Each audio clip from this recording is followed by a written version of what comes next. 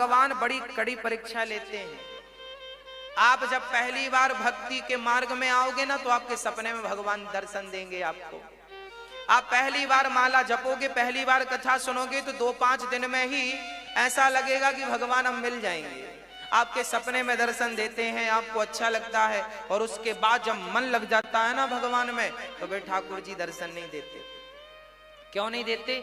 यही उनकी परीक्षा है, यही वो कसौटी में कस के देख रहे हैं कि तुम कच्चे हो कि पक्के। अब तुम पकाओ अपने आप को, करो भजन, करो भजन। एक जिद होनी चाहिए। भक्त क्या करता है? जिद करता है। जैसे ध्रुव जी ने जिद की कि बिना भगवान को पाए, नारद जी ने बड़ा डराया था, बड़े बड़े शेर हैं, खा जाएंगे, कैसा क्षत्रिय बेटा है, माँ की बात का बुरा मान के आ गया। हाँ, नारद जी ने बहुत डराया, जंगल खतरनाक है, शेर मार डालेगा। ध्रुव जी ने कहा कल मरने का आज मर जाऊं, पर भगवान को प्राप्त किए बिना अब लौटने की कोई बात नहीं करूंगा। ये जिद जो है भगवान को पाने की, यही जिद भगवान तक पहुंचाती है।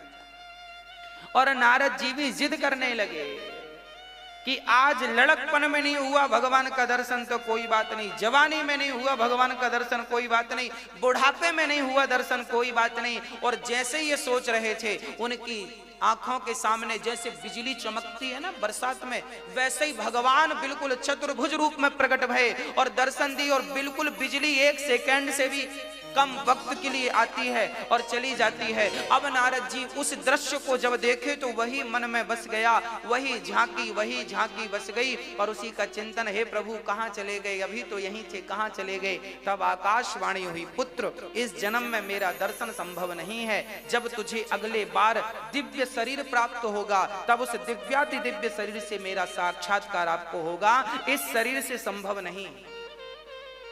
हाँ जी। अच्छा एक बात बताओ, अभी कोरोना काल में कोरोना के मरीज का इलाज करने के लिए डॉक्टर ने ड्रेसअप जो पहन रखा था वो अलग था कि नहीं? हाँ या ना? क्या था? एक पूरा पॉलीथीन के लेयर से ढका, फिर पॉलीथीन के लेयर से ढका, पॉलीथीन का कोट, पॉलीथीन का ये ग्लव्स वगैरह, पांव का जूता, 1 नहीं 2 नहीं 3 नहीं 4 नहीं 5-5 लेयर लगाए थे कि नहीं? हाँ या ना? क्यों लगाए थे? क्योंकि सामान्य इन हाथों से कोरोना के मरीज को पकड़ेंगे तो हमें भी हो जाएगा। बस मेरी माँ, जैसे कोरोना के मरीज के लिए डॉक्टर ने विशेष प्रकार के ड्रेसअप पहन रखी थी, उसी प्रकार से भगवान की प्राप्ति के लिए ये शरीर पर्याप्त नहीं है। भगवान जब अपनी प्राप्ति कराते हैं तो इस शरीर को छोड़कर परमात्मा के दिव्य शरीर प्रदान करते हैं। उस दिव्य शरीर से भगवान का दरस परस संभव है, इस शरीर से संभव नहीं। इसलिए नारद जी को इस जन्म में भगवान की प्राप्ति नहीं हुई, पर अगले बार शरीर पूरा किया भगवत चिंतन करते करते, तो ब्रह्मा के पुत्र तो ऑलरेडी थे, फिर इन्हें नारद जी का शरीर प्राप्त हो गया। श्राप के कारण पतन हुआ, फिर इनको मिल गया, और अब नारद जी अपने पिताजी से दूरी बना के रखते हैं। ज्यादा भगवान नारायण के घर जाते हैं, पिताजी के घर कम जाते हैं। इनको पता पिताजी का स्वभाव, फिर श्राप राप दे दें तो फिर जाना पड़े, इसलिए दूर ही रहते हैं भगवान नारायण के पास, क्योंकि वो बढ़िया। अरे भगवान नारायण तो ऐसे हैं कि उन पर गुस्सा भी कर ले कोई। स्वयं देखो ना, एक बार नारद जी ने श्राप दे दिया था भगवान नारायण को। एक बार नारद जी का मन हुआ कि हम शादी कर लें, सबके बच्चे बच्चे देखते तो उनका भी मन हो गया, अपने भी होते तो बढ़िया हो जाता। शादी करने का मन बनाया तो भगवान से कहने लगे, प्रभु आपन रूप देहु प्रभु मोही, और जैसा मेरे लिए उचित हो, हित हो, वो आप करो, और प्रभु मुझे अपना रूप दे दो। तो भगवान ने बंदर वाला रूप दे दिया। अच्छा, भगवान ने बंदर का रूप क्यों दिया? क्योंकि नारद जी ने कहा ही था अपना रूप दे दो। तो भगवान के सारे रूप भगवान के ही तो हैं। यहां जितने मुख दिख रहे हैं, जितने रूप दिख रहे हैं, ये सारे रूप किसके हैं? भगवान। बंदर का रूप भगवान का, बिल्ली का रूप भगवान का, हाथी का रूप भगवान का, बारह का रूप भगवान का। अरे इस सृष्टि में जहां देख रहे हो, जिसे देख रहे हो, कीट पतंगा का रूप भी परमात्मा है, हरि व्यापक सर्वत्र समान। उसके अतिरिक्त क्या है? जैसे मिट्टी के घड़े में मिट्टी के अतिरिक्त कुछ नहीं है, उसी प्रकार इस संसार में, इस ब्रह्मांड में उस परमात्मा के सिवा कुछ नहीं है। बस भक्तों देखने का नजरिया है। अच्छा बताओ ये क्या है? बताओ ये क्या है? बोलो जोर से। रुमाल। आपको तो रुमाल दिख रहा है, हमें तो कुछ और दिख रहा है। आप कहेंगे कपड़ा, तो ना ये रुमाल है ना ये कपड़ा है, ये मात्र एक धागा है। इसका एक एक धागा निकालता जाऊं तो ना रुमाल जैसा कुछ बचेगा ना कपड़े जैसा बचेगा। है तो एक्चुअली धागा, पर कहते हैं रुमाल और कपड़ा। उसी प्रकार ये संसार एक्चुअली है तो परमात्मा ही। जैसे धागा धागा मिल करके एक वस्त्र बन गया, उसी प्रकार परमात्मा परमात्मा मिलके ये संसार बन गया। उस परमात्मा के सिवा इस ब्रह्मांड में कुछ नहीं है। जैसे इस धागा, इस कपड़े में धागा समाया है, उसी प्रकार इस सृष्टि में वो परमात्मा समाया बैठा है। बस नजरिया देखने का है। किसी को कपड़ा दिखता है, किसी को रुमाल दिखता है, पर किसी विवेकशील को तो धागा ही दिखे, वो जानता है धागा ही। उसी प्रकार आपको ये संसार दिखता है तो किसी को ये स्त्री पुरुष बेटा बेटी पेड़ पौधे हाथी नदी तालाब समुद्र दिखता है, पर जो परमात्मा को जानने पहचानने वाला परम भक्त है वो तो सर्वत्र परमात्मा का ही दर्शन करता है कि मेरे परमात्मा ही समाये हैं सबके रूप में, ना जाने किस रूप में नारायण मिल जाए। इसलिए भगवान का ही दर्शन करने का अभ्यास करना चाहिए। आज नारद जी ने दिव्य शरीर पाकर के परमात्मा की शरणागति प्राप्त की। आप भी भगवत भक्ति भगवत चिंतन में लगे रहिए। पता नहीं कब आपको भगवत प्राप्ति हो जाए, कब भगवत दर्शन हो जाए। कभी तो कृपा करेंगे, कभी तो कृपा करेंगे, कभी तो कृपा करेंगे। राम राम रटते रहो जब तक घट में प्राण, कभी तो दीन दयाल के भनक पड़ेगी कान। श्री नारद जी महाराज ने कहा कि अब तो देखो, अब व्यास जी ने नारद जी की पूर्व चर्चा सुन के कहा कि वाह, संतों की कृपा का ये फल है, ये प्रेम। अच्छा, नारद जी की पूर्व कथा जब व्यास जी ने सुनी तो बड़े प्रभावित भये और भागवत की सुंदर सी व्याख्या शुरू कर दी। भागवत को कहां से प्रारंभ किया? ब्रह्म सूत्र से। चर्चाएं कहां से लाई?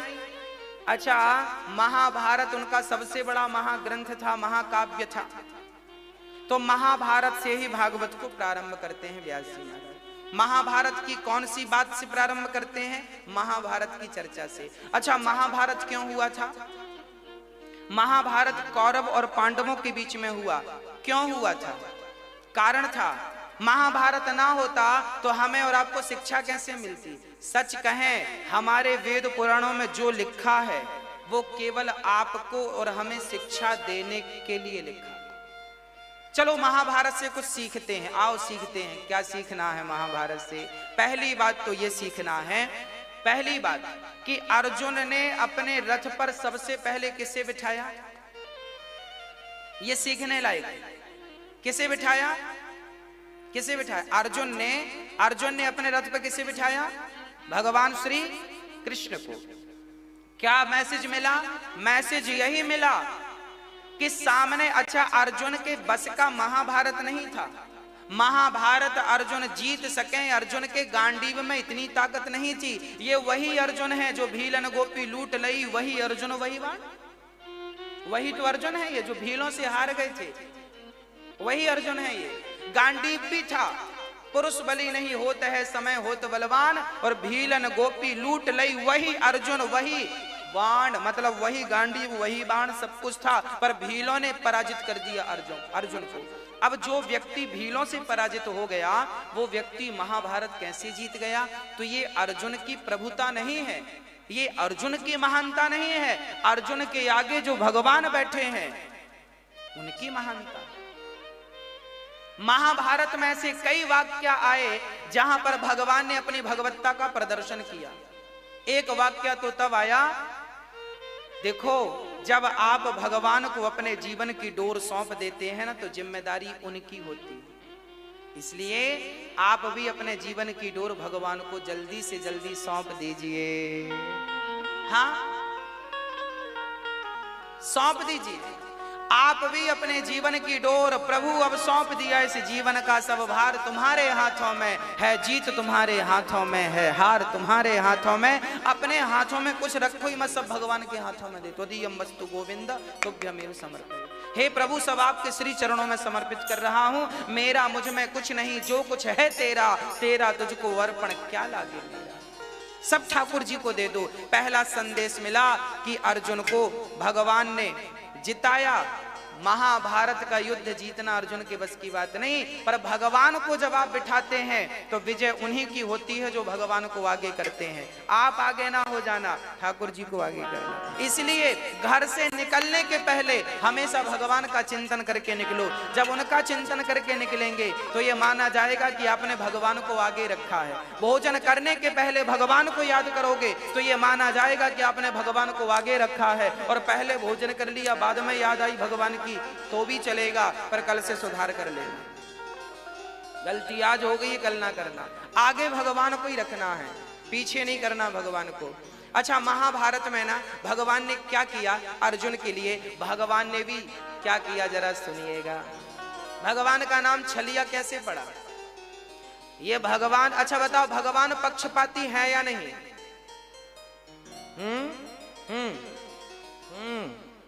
कौन सा वाला? भगवान पक्षपाती हैं? कुछ कह रहे हैं, कुछ कह रहे नहीं।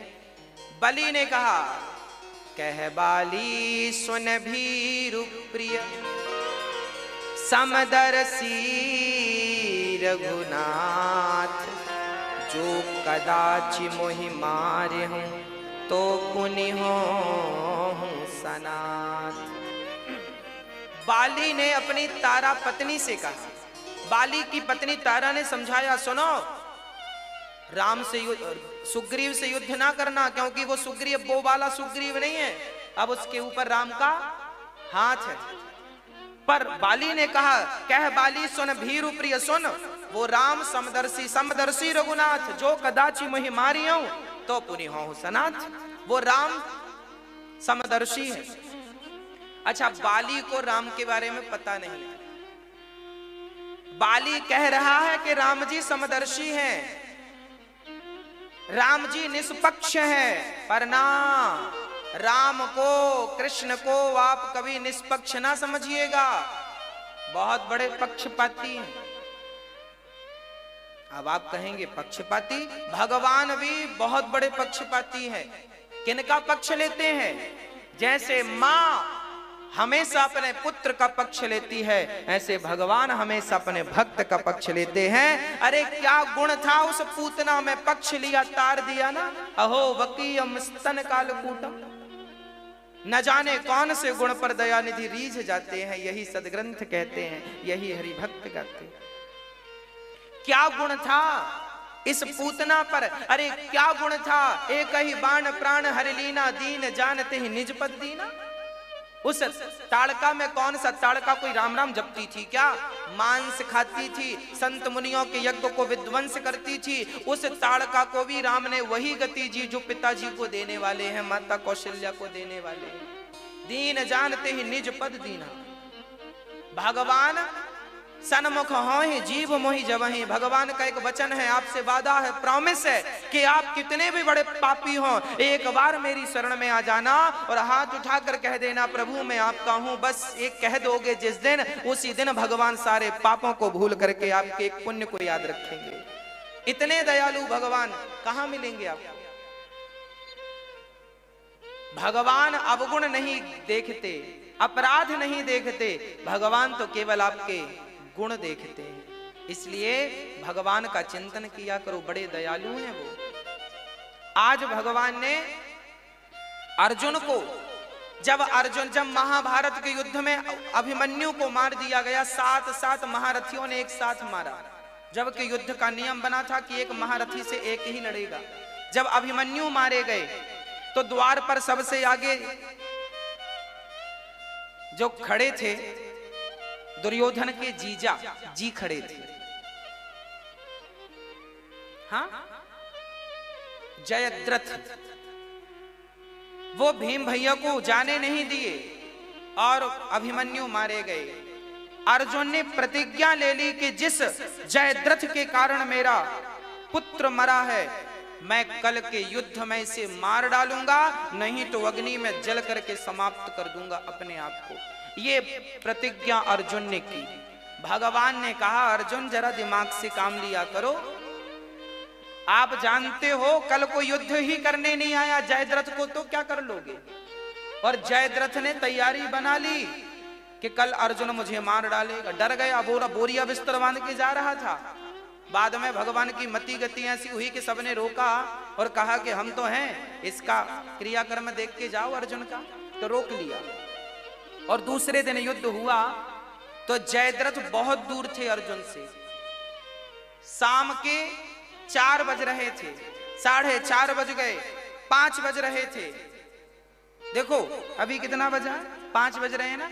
अभी देखो युद्ध कब से, इसी टाइम पे तो युद्ध हुआ था। आज गीता जयंती है ना, आज के दिन भगवान श्री कृष्ण ने अर्जुन को गीता सुनाई थी, और गीता सुनाई पूरी हुई तो फिर इसी महीने में युद्ध भी चालू हो गया होगा। लगभग यही समय था, ठंडियों का सर्दियों का समय। इस टाइम तो दिन भी छोटे होते हैं। तो देखो लगभग 5 बज रहे थे और सूर्य अस्ताचल की तरफ थे, और अर्जुन अभी कोसों दूर थे जयद्रथ से। अब तो कंफर्म हो गया कि अर्जुन आज मारे जाएंगे, क्योंकि नहीं मार पाए तो अग्नि में जल के मरेंगे। तब भगवान ने यहां पर माया, देखिए भगवान कितने बड़े पक्षपाती हैं। अपने भगत के लिए क्या करते हैं वो बता रहा हूं आपको। भगवान ने दिन को ही रात कर दिया, माया को। माया आओ, योग माया मुपाश्रिता आओ, यहां भी तुम्हारा आश्रय लेंगे। और जरा दिन को ढक दो सूर्य भगवान को।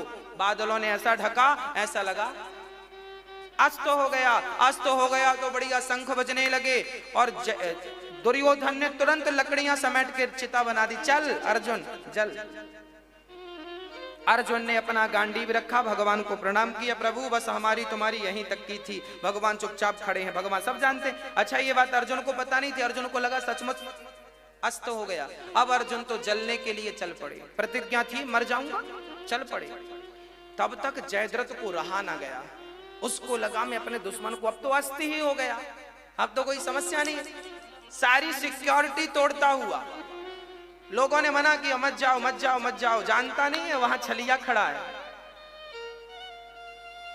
भगवान कृष्ण जब युद्ध महाभारत का हो रहा था ना, उसके पहले दुर्योधन भी गया था भगवान से कहने कि आप हमारे पक्ष में युद्ध करो, और अर्जुन भी गए थे कि हमारे पक्ष में युद्ध करो। भगवान ने कहा था कि जो सबसे पहले मेरे को दिखेगा मैं उसी से। तो आया तो पहले दुर्योधन पर सिर के पास खड़ा हो गया, और अर्जुन चरणों के पास खड़े हुए तो पहला अवसर अर्जुन को मिला। अर्जुन से कहा तुम्हें क्या चाहिए? एक तरफ मेरी नारायणी सेना है, एक तरफ मैं हूं, बोलो किसे चुनते हो? अर्जुन ने कहा आपको चुनता हूं। दुर्योधन बड़ा प्रसन्न हुआ, वाह बड़ा मूर्ख आदमी है ये। दुर्योधन को लगा कि ये मूर्ख है, चोर गवार संत मुनि ज्ञानी जस आपन तस दूसर जाने। तो जो जैसा होता है ना सामने वाले को वैसा ही समझता है। दुर्योधन को लगा मैंने बुद्धू बना दिया अर्जुन को, मैंने सेना ले लिया, और जब लेकर के बाहर निकले अर्जुन ने कृष्ण को लिया, दुर्योधन ने अक्षौहिणी सेना को ली। अब अर्जुन बाहर आए तो दुर्योधन ने कहा अर्जुन मक्खन मक्खन तो हमने ले लिया, छाछ छाछ तुम्हारे पास। मतलब कृष्ण तो निहत्थे हैं, उन्होंने पहले ही कह दिया मैं किसी पक्ष से युद्ध नहीं करूंगा। तो दुर्योधन ने दिमाग लगाया कि जब युद्ध करना ही नहीं है तो इनको लेके करेंगे क्या? हा? तो दुर्योधन ने कहा सेना रूपी मक्खन तो हमने ले लिया, बची कृष्ण निहत्थे छाछ वो तुमने ली। तो अर्जुन ने भी मुस्कुराते हुए कहा दुर्योधन यदि मक्खन मक्खन तुमने ले लिया है तो कोई बात नहीं, मक्खन चोर तो मेरे ही पास है, मक्खन कहीं भी होगा चुरा के मेरे पास लाएगा, माखन चोर मेरे पास है। आज जयद्रथ आया और आकर खड़ा हुआ, और जैसे ही खड़ा हुआ भगवान ने योग माया से कहा चलो हो गया काम, हट जाओ।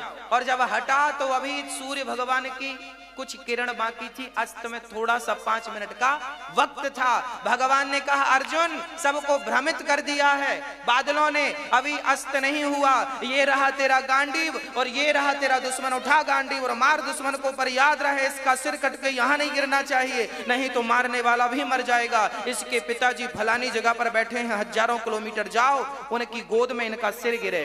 अर्जुन ने उठाया गांडीव, चलाया बाण और सिर कटा।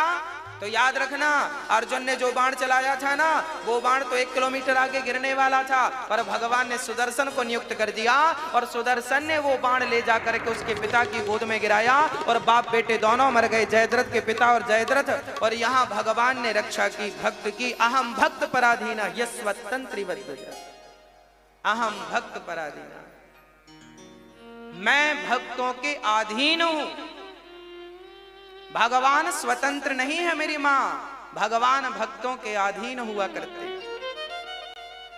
आज भगवान ने अर्जुन के लिए दिन को रात, देखिए जब भगवान पर विश्वास होगा आपका, तो ये विश्वास जरूर करना कि भगवान आपके लिए दिन को रात और रात को दिन भी करने की सामर्थ्यता रखते हैं। उन परमात्मा की शरण में रहना जो आपके लिए दिन और रात भी करने की ताकत रखते हैं। इसलिए उदास ना होना, विश्वास रखना। वो परमात्मा यदि अर्जुन की रक्षा करते हैं, वो परमात्मा यदि द्रौपदी की रक्षा करते हैं, तो विश्वास रखना वो आपकी भी रक्षा जरूर करेंगे। हाँ।